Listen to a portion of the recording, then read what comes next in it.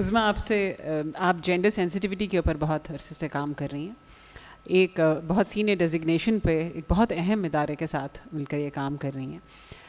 अच्छा, अगर जैसे फेमिनिज़म एक लेटेस्ट टर्म है, इस तरह मिसोजिनी भी एक नई बात है कुछ, और बहुत प्रॉब्लमैटिक हो गई हैं वो चीज़ें जो बहुत आम थी। माज़रत के साथ उर्दू अदब के बहुत बड़े बड़े काम कुछ प्रॉब्लमैटिक हो गए हैं आज की जनरेशन के लिए, जिसमें बहुत बड़े बड़े नाम हैं शोरा के भी, कि देखा जाए तो लगता है कि भाई बहुत मसाइल हैं इन अशार में, और औरतों को ऑब्जेक्टिफाई किया जाता है सिर्फ़ और सिर्फ।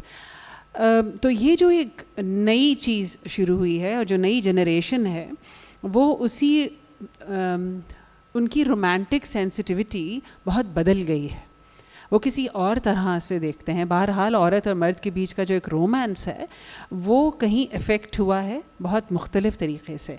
So how do you look at it, और आपको किस तरह की फ़ीडबैक मिलती है यंगर जनरेशन से? जहाँ तक ये बात बिल्कुल ठीक है कि जो आज का दौर है उसमें हर चीज़ का कॉन्सेप्ट बदल गया है। ठीक है, हम अभी थोड़ी देर पहले भी यही बात कर रहे थे कि जो चीज़ें हमारे लिए नॉर्म हुआ करती थी वो हमारी आगे आने वाली जनरेशन, जो हमारे बच्चे हैं, उनके लिए वो बहुत बड़ी बात होती है। वाकई में जो बहुत बड़े बड़े शोरा और बहुत बड़े नामवर शोरा है उनके काम पे कोई सवाल नहीं है, लेकिन आज क्योंकि हम इस हवाले से बात कर रहे हैं इसलिए कह रहे हैं कि आजकल की नस्ल के लिए वो वाकई एक, वो हमें ये बोलते हैं कि आप इनको पढ़ते थे, ये किस किस्म की बातें हो रही हैं, ये कितना ऑब्जेक्टिफाई कर रहे हैं, और आप ख़वातीन होके उसको करें। तो वो हमसे रिलेट नहीं कर पाते कि एक तरफ तो हम बड़ी फेमिनिज़म की बात करते हैं और ख़वातीन के हुकूक़ की बात करते हैं कि उनको ऑब्जेक्टिफाई ना किया जाए, उनको एक ख़ास रोल में ना देखा जाए, लेकिन उन्हीं शोरा को जिन्होंने ये किया है उनको पढ़ते भी हैं।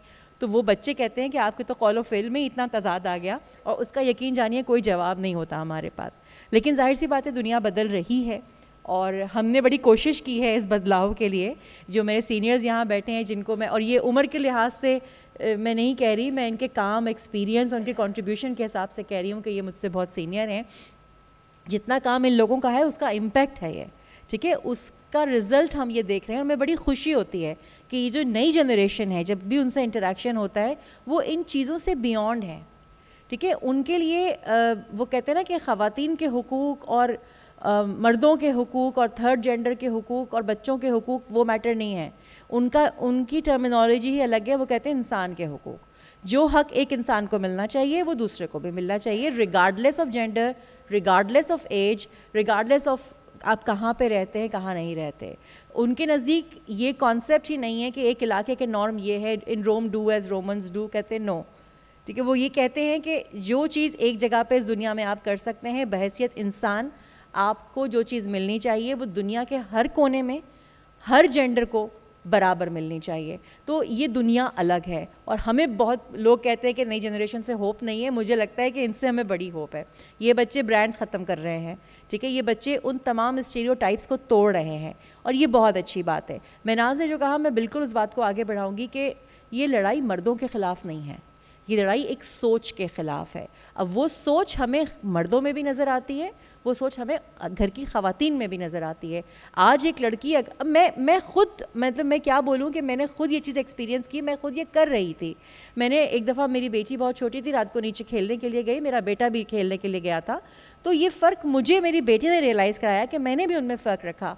हमारी क्योंकि कॉलोनी सिस्टम है तो रात देर तक खेल सकते हैं, सेफ़ है, तो मैंने कहा अपने बेटे को कि आप 11 बजे तक ऊपर आ जाइएगा।